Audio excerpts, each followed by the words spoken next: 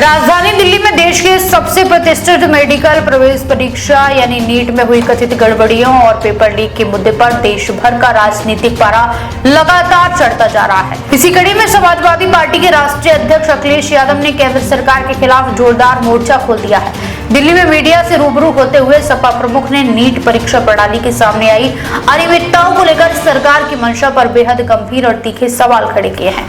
उन्होंने साफ तौर पर कहा कि देश का युवा आज सड़कों पर उतरकर न्याय मांग रहा है, लेकिन सरकार उनकी आवाज सुनने के बजाय उसे दबाने में लगी है।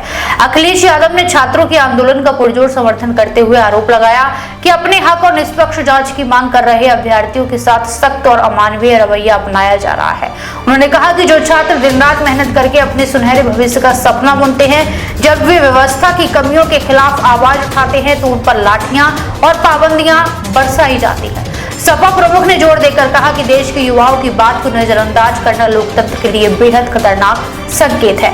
यह सिर्फ एक परीक्षा का सवाल नहीं है, बल्कि देश के लाखों युवाओं के भविष्य और उनके भरोसे का सवाल है।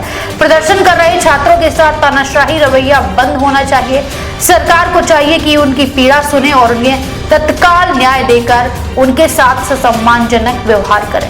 अखिलेश यादव ने सिर्फ नीट परीक्षा तक ही खुद को सीमित नहीं रखा, बल्कि केंद्र सरकार की पूरी परीक्षा प्रणाली, रोजगार नीति और कार्यशैली को भी कटघरे में खड़ा कर दिया। उन्होंने कहा कि आए दिन होने वाले पेपर लीक और परीक्षाओं में धांधली की घटनाओं ने देश के युवाओं का भरोसा व्यवस्था से पूरी तरह डिगा दिया है। सालों साल तैयारी करने के बाद भी जब परीक्षाएं रद्द होती हैं या उनमें गड़बड़ी की खबरें आती हैं तो लाखों परिवारों की उम्मीदें टूट जाती हैं। उन्होंने सरकार से मांग की है कि पारदर्शी परीक्षा प्रणाली सुनिश्चित करने के लिए ठोस और कड़े कदम उठाए जाए।